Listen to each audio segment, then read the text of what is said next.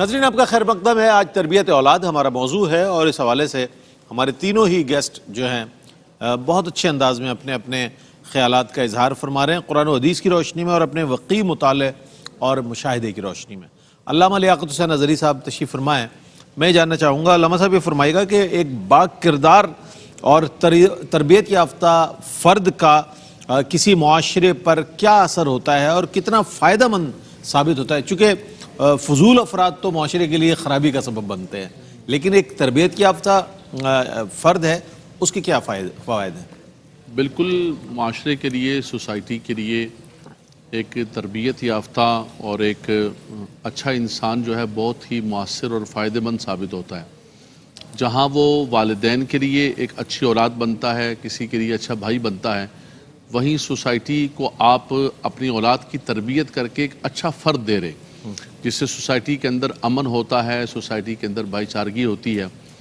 ہم اصل میں یہ سوچتے ہیں کہ ہم اپنے بچوں کو مہنگی سے مہنگی چیز دے دیں، اچھا موبائل دے دیں، بچپن ہوتا ہے تو یار اچھی سائیکل لے کے دے دیں اور بچے ہمارے اس پر خوش ہوں. اللہ کے نبی صلی اللہ علیہ وسلم نے فرمایا کہ ما نحا والد ام ولد افضل من ادب حسن. فرمایا سب سے زیادہ جو بہترین خوبصورت تحفہ اور گفٹ جو ہے والد اپنی اولاد کو دیتا ہے وہ حسن ادب ہے، وہ تربیت ہے. وہ ایک ایسی چیز ہے کہ جو دنیا کے اندر بھی، جیسے مفتی صاحب ذکر فرما رہے تھے، اور دنیا کے اندر اس وقت دیکھیں ہم سمجھتے ہیں کہ دنیا کے اندر صرف پریشانی یہ ہے کہ یار پیسہ نہیں ہے، پیسے کی کمی ہے. کسی سے بھی پوچھو کہ یار سب سے بڑی ٹینشن ختم کیسے ہو، بولا یار پیسہ آ جائے گا سب ٹینشن ختم ہو جائے گی. یہ جس دنیا کا حوالہ دے رہے تھے وہاں ہر چیز موجود ہے، وہاں پیسہ موجود ہے، لائٹ نہیں جاتی ہے، سوشل بینیفٹس ہیں، ایوری تھنگ. لیکن ان کے والدین سے پوچھیں کہ وہ راتوں کو کس انداز سے روتے ہیں اولاد کی وجہ سے، بچوں کی وجہ سے، بچیوں کی وجہ سے. ایک وقت ایسا ہوتا ہے کہ بچوں کو ہماری ضرورت ہوتی ہے، ہمارے پاس وقت نہیں ہوتا. ہم جو ہے وہ کہتے ہیں کہ یار مجھے زیادہ سے زیادہ کام کرنا ہے، کولو کی بیل کی طرح مجھے بھاگنا ہے. بچے کہتے ہیں کہ بابا مجھے ہمیں تھوڑا ساتھ لے کے چلیں. بولا نہیں بیٹا تمہیں پتہ ہے ٹائم نہیں ہے، بیٹا تمہیں پتہ نہیں، تمہارے لیے کر رہا ہوں سب کچھ، میں تمہارے لیے کر رہا ہوں، تمہارے لیے باغم باغ میں. پھر ایک وقت ایسا آتا ہے کہ ہم بچوں کو بلا رہے ہوتے ہیں کہ بیٹا آئیں چلیں فلاں جگہ چلتے ہیں. بولا نہیں اب میں نے دوست بنا لیا. جب ان کو ہماری ضرورت تھی تو ہم نے ان کو وقت نہیں دیا، ہم نے ان کو دوست نہیں بنایا.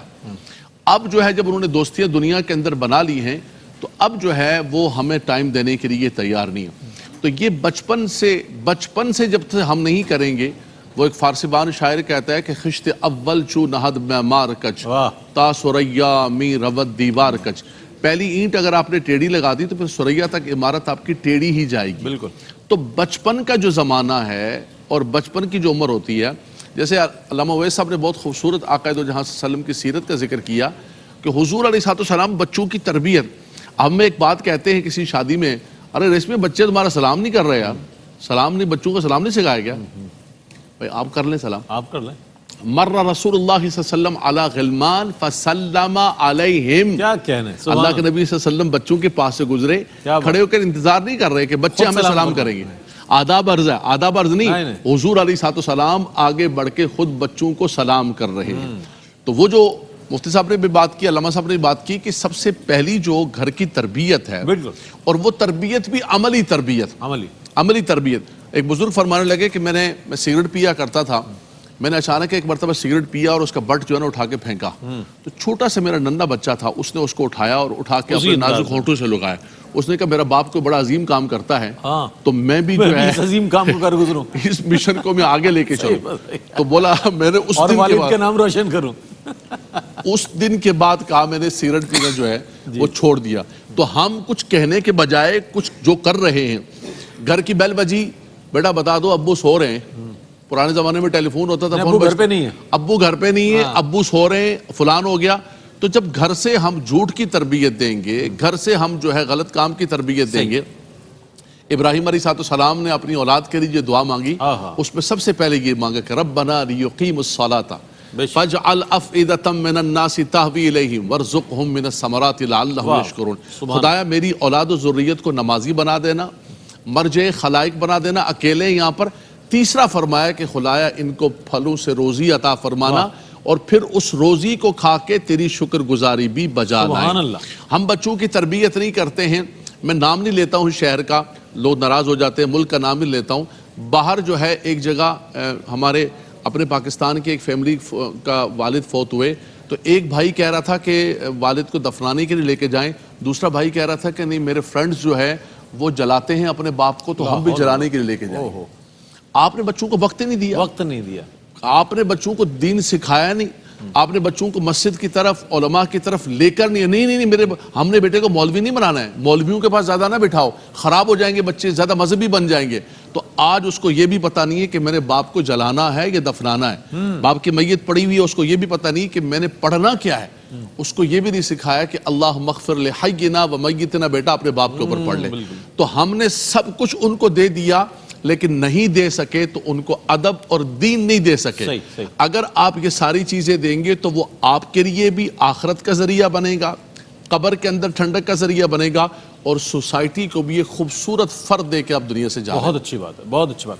اچھا، اس میں بہت سی جہتیں ہیں سوالات کی، وہ بھی میں شامل کروں گا انشاءاللہ، لیکن اس وقت میں چاہتا ہوں علامہ حافظ اویس صاحب اس بات کے حوالے سے جواب دیں کہ علامہ صاحب دیکھا یہ گیا کہ والدین بسا اوقات بہت زیادہ سختی کرتے ہیں، یعنی کہ تشدد تک کرتے ہیں کہ ان کے نزدیک یہ کہ اس طرح بچے کی تربیت ہو جائے گی۔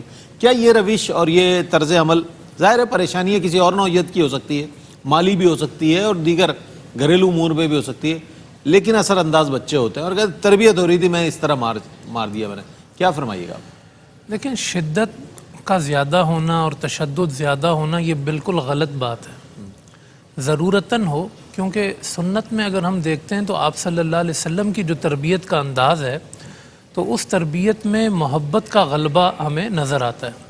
ابن ماجہ کی حدیث ہے، آپ صلی اللہ علیہ وسلم نے ارشاد فرمایا کہ اکرموا اولادکم، اپنی اولاد کی عزت کرو، یعنی بیٹا باپ کی عزت کرے، یہ تو مشہور زمانہ ہے، اور ہمارے نبی کیا فرماتے ہیں کہ اولاد کی عزت کرو، اولاد کا احترام کرو، ان کا ایک اپنا مزاج ہے، ان کی اپنی ایک طبیعت ہے، اگر آپ ان کو بار بار تشدد کے ذریعے ان کی توہین کریں گے تو پھر ایک وقت ایسا آ جائے گا کہ وہ مار کو اپنے لیے یہ ایک آخری آپشن ہوتا ہے، اگر یہ بھی استعمال ہو جائے گا تو پھر اس کے بعد وہ کسی بھی چیز سے قابو میں اور کنٹرول میں نہیں آتے۔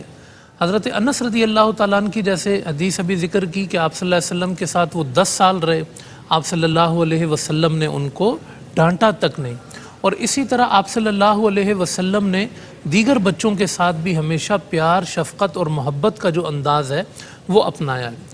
شدت کا آپ ایک معاملہ دیکھیں کہ ہمارے ہاں بعض بچوں کو مدرسے میں جہاں بھیجا جاتا ہے تو وہاں قاری بھی ان کو جو ہے نا بڑی شدت سے مارتے ہیں بچوں کو، یہ بھی نہایت غلط رویہ ہے۔ جہاں جہاں اگر ایسا ہوتا ہے ان قرۂ کرام کو بھی اپنی اصلاح کرنی چاہیے، یعنی جو آپ حفظ کی تعلیم دے رہے ہیں ہاں اس میں بچوں کو جو ہے نا وہ بلا وجہ مارا جاتا ہے، یہ ایک غلط رویہ ہے۔ اچھا، یہ پرسپشن علامہ صاحب بہت زیادہ عام ہے کہ مدارس میں بہت تشدد کیا جاتا ہے، جبکہ انہی مدارس سے بڑے بڑے علماء تک منظر عام پر آئے ہیں، اور آپ دیکھتے ہیں ایسے واقعات ہوتے ہیں مدارس کے اندر بھی جہاں حفظ کا عموماً معاملہ ہو، درس نظامی اور عالم کی جو کلاسز ہوتی ہیں ان میں عموماً نہیں ہوتا ہے، اور حفظ میں بھی کہیں کہیں یہ ہوتا ہے، لیکن جہاں پر بھی ہو اس کے واقعات بھی رپورٹ ہو جاتے ہیں، سامنے آ جاتے ہیں، لیکن جہاں پر بھی ایسا ہوتا ہے غلط ہوتا ہے، اور اس میں بعض اوقات جو ہے نا وہ انتقام کا جو مزاج ہوتا ہے نا وہ ان کے جو معلمین ہوتے ہیں نا ان میں آ جاتا ہے۔ تو اس لیے جو ہے جیسے آپ صلی اللہ علیہ وسلم نے فرمایا 7 سال کی عمر میں بچے کو آپ جو ہے وہ نماز کی تعلیم دے، 10 سال کی عمر میں مارنے کا بھی حکم ہے، تو اس کا مطلب یہ ہوا کہ جو یہ آپشن ہے مارنے کا یہ بالکل آخری ہے اور بالکل آٹے میں نمک کے برابر ہے، یعنی کہیں ضرورت پڑ جائے تو آپ یہ رویہ بھی اپنائیں، بالکل نرمی، اور جو وہ کرتے رہیں ان کی ہاں میں ہاں ملانا، جیسے وہ کہیں ویسے کرنا، تو پھر تو آپ ان کو برباد کر دیں گے تربیت کے اعتبار سے۔ تو جہاں سختی بنتی ہے، ڈانٹ ڈپٹ بنتی ہے، وہاں سختی کی جائے۔ جہاں پر آپ کو جیسے دیکھیں نا میں وقت نہیں دے رہا بچے کو، اب بچہ تقاضا کر رہا ہے وقت کا تو میں نے ڈانٹ کے چپ کرا دیا، صحیح ہے، تو یہ ڈانٹ ڈپٹ کا غلط استعمال ہے۔ تو جہاں شفقت بنتی ہے وہاں اگر آپ ڈانٹنا شروع کر دیں گے، اور جہاں ڈانٹنا بنتا ہے وہاں شفقت شروع کر دیں گے، تو یہ دونوں رویے پھر غلط ہو جاتے ہیں۔ مگر اس میں جو غلبہ ہے نا وہ شفقت کا ہی ہے، وہ محبت کا ہی ہے۔ آپ دیکھیں نا سورہ فاتحہ میں بھی دیکھیں الحمدللہ رب العالمین، سارے جہانوں کا پالنے والا، تو جب پالنے کی بات آئی نا تو ساتھ ہی دو صفتیں آئیں، الرحمن الرحیم، بڑا مہربان ہے، رحمان بھی ہے، بڑی رحیم بھی ہے۔ وہ سارے جہانوں کو پال رہا ہے اور شفقت سے پال رہا ہے، محبت سے پال رہا ہے۔ تو یہ انداز جو ہے نا آپ صلی اللہ علیہ وسلم کا بھی ہے کہ آپ رحمت للعالمین تھے، اور آپ بچوں کے ساتھ، یعنی آپ جب مدینہ شریف میں واپس تشریف لاتے تھے سفر سے تو بچے شہر سے نکل کے آپ کا استقبال کرتے تھے۔ اس کا مطلب یہ ہوا کہ بچوں کے لیے حضور سے کوئی عمر کے ڈیفرنس کے باوجود کوئی اجنبیت نہیں تھی، وہ حضور کے قریب آتے تھے، حضور کو ان کو سیکھنے کا موقع ملتا تھا۔ انہوں نے چھوٹے چھوٹے بچے جو پھر بڑے ہوئے، انہوں نے حضور کی ایک ایک ادا پھر امت کو بتائی ہے کہ ہمارے نبی جو ہے وہ، میں اس طرح حضور کے ساتھ سوار ہوا۔ آپ کی محفوظ ہے۔ ایک بچے نے تو کہا، میں ایک دفعہ وضو کر رہا تھا، حضور نے ایسے میرے چہرے پہ پانی مارا۔ یعنی یہ بھی، یعنی جو آپ صلی اللہ علیہ وسلم کی محبت اور شفقت ہے وہ سب پھر بچوں نے بعد میں بتائی ہے، اور وہ بچے زمانے کے بڑے بن گئے پھر بعد میں۔ وہ عبداللہ ابن عمر ہوں، جو چھوٹے چھوٹے بچے تھے، وہ جب بعد میں وہ جب نکھر کے ان کی تربیت سامنے آئی نا تو پھر وہ زمانے کے امام کہلاتے ہیں، مشاہیر اسلام۔ تو اس لیے بچوں کو شفقت دیں، محبت دیں، وقت دیں، اچھی تربیت کریں تاکہ وہ بعد میں پھر مستقبل کا معمار۔ صحیح فرمایا۔ اچھا مفتی صاحب، ایک چیز جو آج کے والدین کو بہت زیادہ درپیش ہے، وہ یہ کہتے ہیں کہ جناب مہنگائی گرانی اتنی ہے کہ ہمیں محنت کرنی پڑتی، ہمیں باہر وقت دینا پڑتا ہے، بچے گھر میں ہیں، جیسے تیسے دنیاوی تعلیم حاصل کر رہے ہیں، دین سے دوری بچوں کی یہ بھی تشویشناک ہے والدین کے لیے۔ پھر وہ یہ کہتے ہیں کہ اگر ہمیں انہیں جیسے سوشل میڈیا جو دین دے رہا ہے، یہ جو معلومات دے رہا ہے دینی حوالے سے، وہ بھی ایتھنٹک نہیں ہے، کوئی کہیں کی بات کر رہا ہے، کوئی کہیں کی گمراہی بھی پھیل رہی ہے۔ کیا فرمائیے گا اس تشویشناک صورتحال میں والدین کیا کریں، ایسی وہ کیا لاہے عمل اختیار کریں؟ جی بالکل، دیکھیں ان کا عذر بھی ایک اہمیت رکھتا ہے۔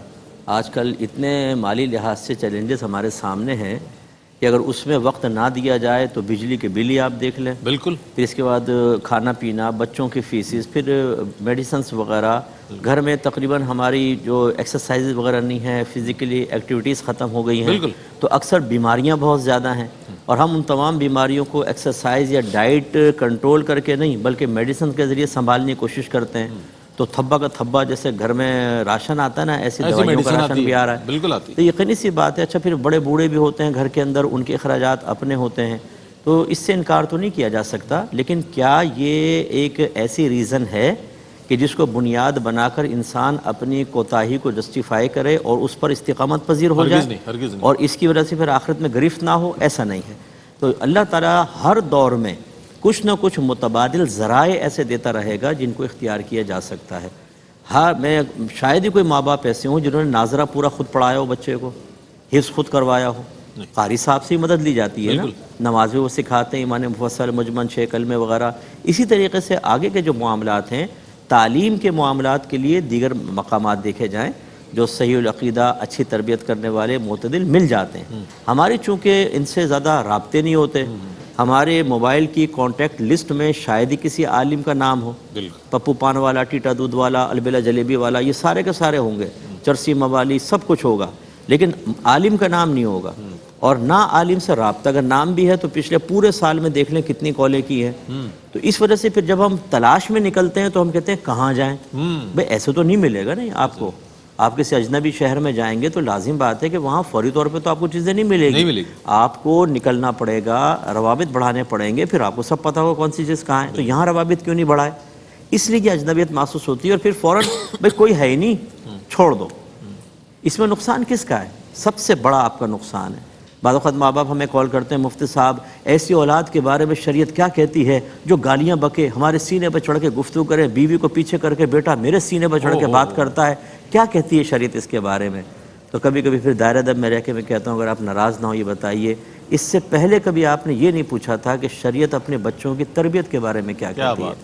جوان ہونے کے بعد بچہ جب میری آنکھوں میں آنکھیں ڈال کے گفتگو کرے گا، اس پردرد لمحے سے بچنے کے لیے شریعت کیا کہتی ہے؟ بالکل، جب تک بچہ آپ کے حق میں بہتر رہا، آپ کے ذاتی مفادات پہ ضرب نہ لگی، آپ کو شریعت یاد نہ آئی، اور جب بچہ آپ کے مفادات کے خلاف جانے لگا، آپ کی مرضی کے مطابق نہ چلا، بیوی کی زلفوں اور اس کی ہرنی جیسی آنکھوں کا اسیر بن گیا، تو پھر آپ کو تشویش ہوئی کہ بچہ ہاتھ سے نکل گیا۔ پھر آپ نے کہا شریعت کی ڈھال کے ذریعے اس کو قابو میں کرنے کی کوشش کرو، اور اس کے لیے سپہ سالار کون ہے؟ مفتی صاحب۔ تو یہ چیز مناسب نہیں ہوتی ہے. ہمیں ایسے والدین سے ہمدردی ہے اور مجھے افسوس ہوتا ہے, دکھ ہوتا ہے جب مائیں رو رو کے بات بتاتی ہیں. یقین کریں دل پزمردہ ہو جاتا ہے. کافی دیر تک تو پھر آدمی اپنی کیفیت میں بھی نہیں آتا, کام پیچھے ہو جاتا ہے. ہمیں بعض اوقات اپنے صدمات نہیں ہوتے, یہ صدمات ہوتے ہیں. اس لیے میں ماں باپ سے گزارش کرتا ہوں کہ آپ تھوڑا سا دینی لوگوں سے رابطہ رکھیں. جو بھی چیز چاہیے ہو آپ ان سے گزارش کریں. بھائی ہمارے پاس ٹائم نہیں ہے, ہم وقت اتنا نہیں دے سکتے, دینی حوالے سے نہ ہمارے پاس وہ صلاحیت ہے, آپ اس کمی کو پورا کریں, مل جائیں گے انشاءاللہ. اور کچھ بھی نہیں ہے, کنٹرول روم سے میرا نمبر لے لیں, جتنی میں استطاعت رکھتا ہوں میں انشاءاللہ ان کو رہنمائی فراہم کروں. بہت اچھی بات ہے, بہت اچھی بات. اچھا یہ ایک چیز اور بھی آپ موازنہ کر لیں, اگر آپ اس کو کمپیریٹیولی اگر آپ انالیسس کر لیں, جو لوگ دینی تعلیمات رکھتے ہیں, دینی تعلیم سے آراستہ ہیں, ان کے معاملات اور معمولات دیکھ لیں, ان کی تربیت گھر کی اور ان کے والدین کے ساتھ محبت اور ایک دنیاوی, آپ کو واضح فرق نظر آئے گا. چونکہ دین جو ہے وہ ساری چیزیں ہمیں اخلاقیات, ہماری فرائض, ان سب سے آگاہ کرتا ہے. اور دینی تعلیم جو ہے وہ ضرور حاصل ہو جاتی ہے, دنیاوی طور پر ترقی ضرور کر لیتا ہے انسان, لیکن اس سے جو ہے نا بہت سی بے احتیاطیاں ہو جاتی ہیں اپنے فرائض کی انجام دہی میں. تو اس چیز تو دینی تعلیم جو ہے بہت ضروری ہے دنیاوی تعلیم کے ساتھ ساتھ. ایک وقفہ لیتے ہیں, وقفے کے بعد حاضر ہوں گے, ہمارے ساتھ رہیے گا. جی جناب, آپ کا خیر مقدم ہے علم و علماء میں. آج موضوع تربیت اولاد, اور ہمارے تینوں ہی اسکالرز نے بہت ہی اچھے انداز میں, اور میں سمجھتا ہوں کہ ہر گوشے پر گفتگو فرمائی. آخر میں پیغامات بھی لیں گے ان سے, اور آج کے اس اہم موضوع کے حوالے سے کیا کیا بقیہ جو چیزیں ان کے ذہنوں میں وہ بھی آپ تک ضرور پہنچیں گی. لیکن شامل کر رہے ہیں منقبت در شان حضرت خواجہ خواجگاں معین بے کساں سلطان الہند حضرت خواجہ معین الدین چشتی اجمیری رحمۃ اللہ تعالیٰ علیہ. پیش کریں گے ہمارے چاروں شناخہ مل کر. بسم اللہ. تیری ذات پر تیرے نام پر, تیری ذات پر تیرے نام پر, خواجہ ہم غریبوں کو ناز ہے, تو بڑا غریب نواز ہے, تو بڑا غریب نواز ہے, تو بڑا غریب نواز ہے. تیری ذات پر تیرے نام پر, خواجہ ہم غریبوں کو ناز ہے, تو بڑا غریب نواز ہے, تو بڑا غریب نواز ہے. سخی اور بھی ہیں جہان میں, سخی اور بھی ہیں جہان میں, تیرے جیسا کوئی سخی نہیں, تیرے جیسا کوئی سخی نہیں, جسے تو کرم سے نواز دے, جسے تو کرم سے نواز دے, جسے تو کرم سے نواز دے, جسے تو کرم سے نواز دے, اسے دو جہاں میں کمی نہیں, اسے دو جہاں میں کمی نہیں, غریب نواز میں کمی نہیں, اسے دو جہاں میں کمی راجا مہاراجا, غریب نواز میں کمی نہیں. بھرو جھولی خواجہ حنیف کی, بھرو جھولی خواجہ حنیف کی,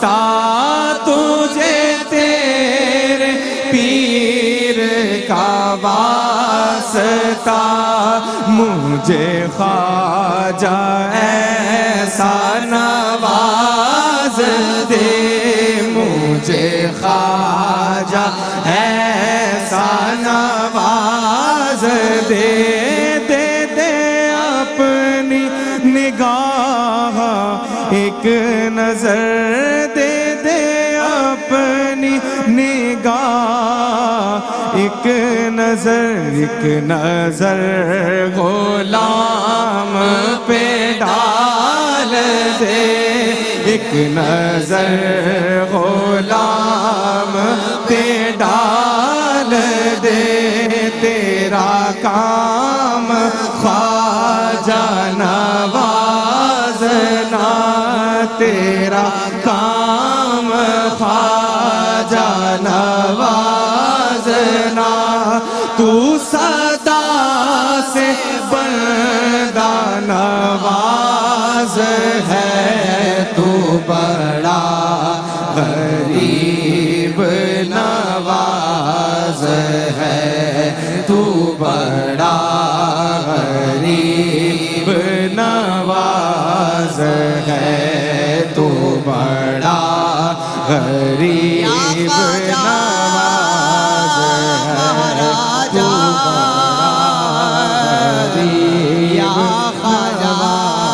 ہے پڑے ہیں تیرے قدموں میں یا خواجہ غریب نوازا پڑے ہیں تیرے قدموں میں یہ سن کر ہم بھی جو تیرے قدموں میں گرتے ہیں سنبھل جاتے ہیں یا غریب نواز خواجہ غریب نواز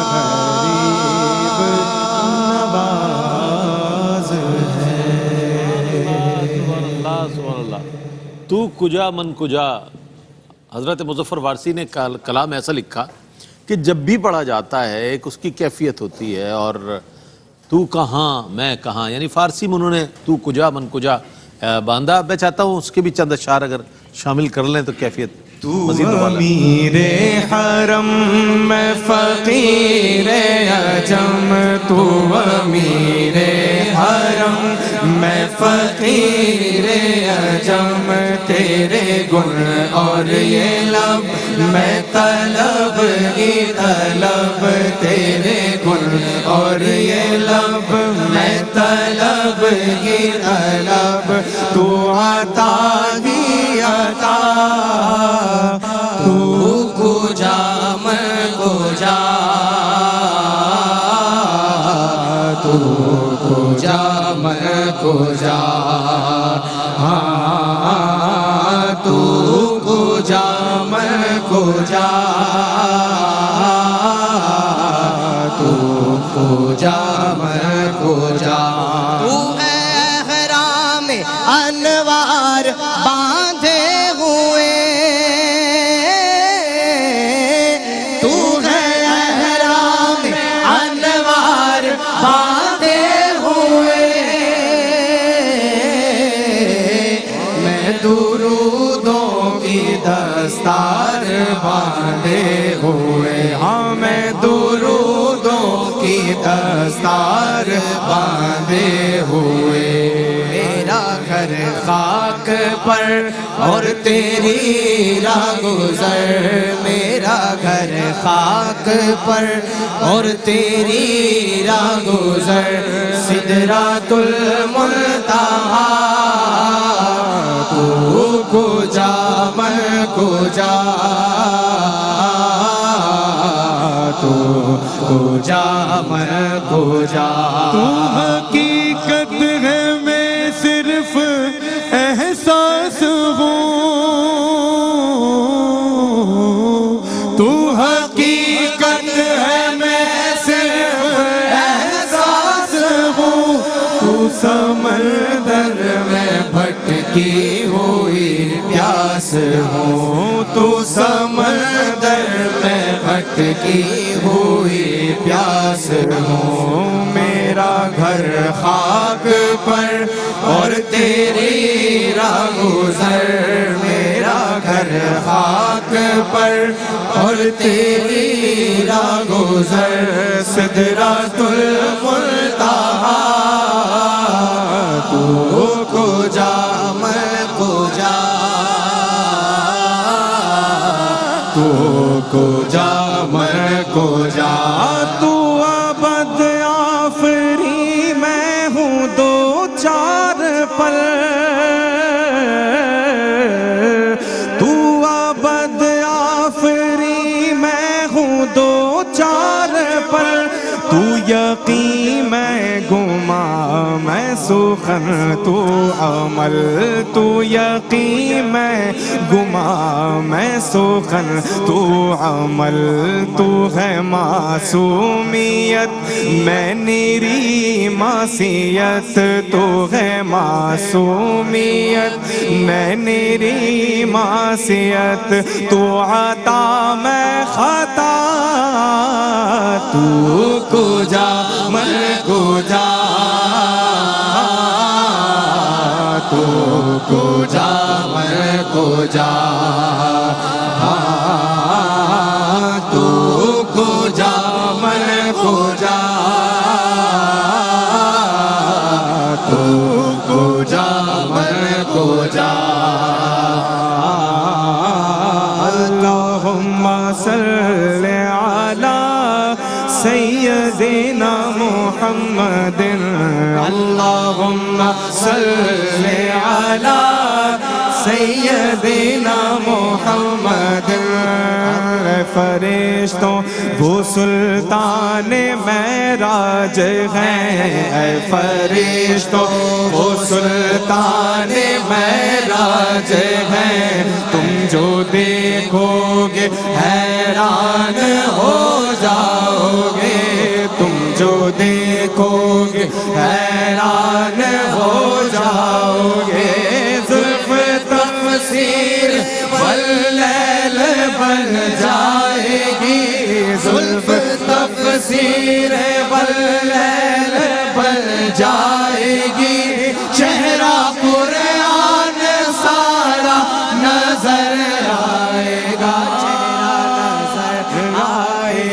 چہرہ نظر آئے گا چہرہ نظر آئے گا او میرے آقا امام صف انبیاء میرے آقا امام صف انبیاء نام پر جن کے لازم ہے صلی اللہ لازم ہے صلی اللہ لازم ہے صلی اللہ لازم ہے صلی اللہ تو کجا من کجا مصطفیٰ مجتبی خاتم المرسلین یا رحمت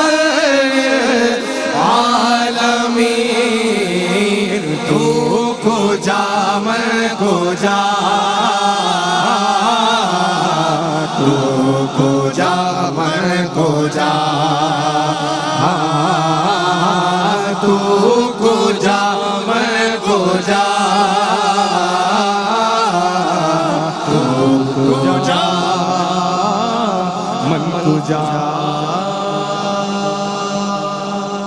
ماشاءاللہ ماشاءاللہ بہت ہی خوبصورت انداز میں ہمارے چاروں ثنا خانوں نے یہ شہرائے آفاق کلام پیش کیا اور بہت اچھے انداز میں ایک محفل کا سا سما بن گیا اور محفل کا طریقہ کار بھی یہی ہوتا ہے اس میں بیان بھی ہوتا ہے نعتیں بھی ہوتی ہیں اور خوبصورت کلمات بھی ہوتے ہیں میں پیغامات لینا چاہوں گا علامہ حافظ اویس صاحب آج کے موضوع پر کیا پیغام دیجیے گا ہمارے ناظرین کو بس میں یہ عرض کروں گا کہ ظاہر ہے کہ بچوں کی تربیت میں والدین کا بھی حصہ ہوتا ہے اساتذہ کا بھی حصہ ہوتا ہے مگر سب سے جو زیادہ حصہ بچوں کی تربیت میں ہے وہ ماں کا بنتا ہے کیونکہ سب سے زیادہ جو بچوں کے ساتھ وقت گزارتی ہے وہ ماں ہے ماں ٹیپو سلطان شہید رحمۃ اللہ علیہ نے کہا تھا کہ جو انسان کی والدہ ہوتی ہے اور وہ اپنی گود میں اسے جو گیت سناتی ہے جو لوریاں سناتی ہے وہ اس کے کفن تک اس کے ساتھ جاتے ہیں. اوہو. اور شیخ سعدی رحمۃ اللہ علیہ نے کہا کہ انسان تو وہی ہوتا ہے جو اسے اس کی ماں نے بنایا ہے. ہاں. اب ہمارے ہاں یہ ہوتا ہے اول سے اگر آپ دیکھیں تو یہ تو ٹوٹکے ہوتے ہیں کہ بچہ خوبصورت کیسے پیدا ہوگا، لیکن اسی وقت سے اگر یہ ذہن ہو کہ بچہ میرا نیک ہو، ربی حبلی من الصالحین، خوب سیرت اس کی کیسے ہوگی. قرآن کی تلاوت اگر ماں اگر اس وقت سے اس نیت سے کرے کہ میرا بچہ نیک ہو جائے اور اس کو وہ لوریاں دے، وہ جو صحابہ کرام کی جو بیویاں تھیں انہوں نے اپنے بچوں کو دی اور جو حضور کی تربیت سے لوریاں دی گئیں، تو ماں وہ بنیادی کردار ہے ہمارے معاشرے میں جو بچوں کی تربیت پر، ان کے مزاج پر، ان کے سارے اخلاقیات پر جو ہے سب سے زیادہ اثر انداز ہوتی ہے. جہاں تک یہ بہنوں تک پیغام پہنچے وہ اپنے بچوں کی تربیت کے حوالے سے ضرور اپنا کردار ادا کریں. علامہ لیاقت صاحب، میں آپ کے بھی کلمات شامل کرنا چاہوں گا اس موقع پر. نہیں، علامہ صاحب نے بہت خوبصورت بنیاد رکھی ہے کہ واقعتاً ماں باپ دونوں کا کردار ہے، لیکن چونکہ ماں کا بہت کردار ہوتا ہے. لوریوں کی جہاں تک بات چلی تو حضرت بابا فرید الدین گنج شکر رحمۃ اللہ تعالیٰ علیہ کو محلے کی خواتین نے کہا کہ کیا بات ہے، بچے ہمارے بھی ہیں اور تمہارا فرید بچہ بھی ہے. یہ جب دیکھو اللہ اللہ کر رہا ہوتا ہے تو فرمایا کہ میرے فرید کو اللہ نے بڑا درجہ دیا ہے، بڑا مقام دیا ہے، لیکن اس کے اندر میرا حصہ بھی ہے. میں نے کبھی بھی اس کو بے وضو دودھ نہیں پلایا. میں جب بھی دودھ پلاتی تو اللہ کا ذکر کرتی، قرآن کی تلاوت کرتی. آج ہمارے ہاں مائیں دودھ پلا رہی ہوتی ہیں اور ٹی وی لگا ہوا ہے، اس پر ڈرامے چل رہے ہیں، موبائل ہے اس پہ چل رہے ہیں، اور مائیں جب بچوں سے کہیں گی کہ ارے میری بٹیا ذرا ناچ کے دکھاؤ، ناچ کے دکھاؤ، میری بٹیا کتنی اچھی ناچ رہی ہے. تو مائیں جب بچیوں کو ناچنے پر اس کو جو ہے اپریشیٹ کر رہی ہوں گی تو وہ ناچنے والی بنیں گی پھر. تو یہ ماں باپ کا بہت کردار. دوسری جو آخری بات کہوں گا وہ یہ ہے کہ روزی جو حلال ہے اس کا بھی بہت بڑا کردار ہے. قرآن مجید فرقان حمید کے اندر رب تعالیٰ نے سورہ کہف کے اندر حضرت موسیٰ و خضر کا جو ذکر کیا، عمل جدار فکان لغلامین یتیمین فی المدینۃ وکان تحتہ کنز لہما وکان ابوہما صالحا. فرمایا والدین اگر حلال روزی کھلائیں گے، والدین اگر نیکوکار ہوں گے.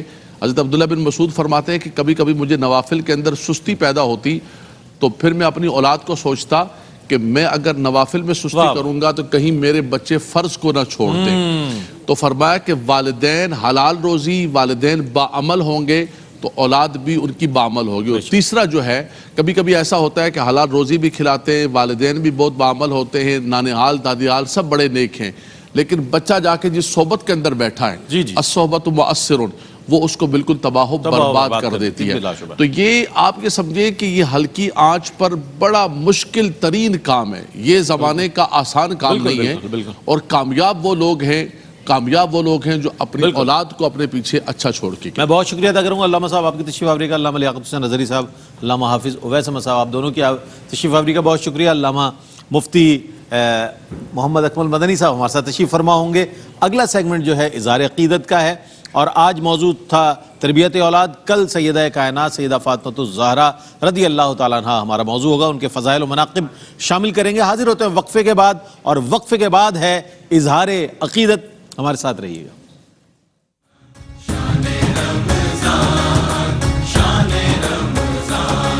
ہے مومنوں کے دل کا اجالا شان رمضان، ہے مومنوں کے دل کا اجالا شان رمضان، ہے سارے مہینوں سے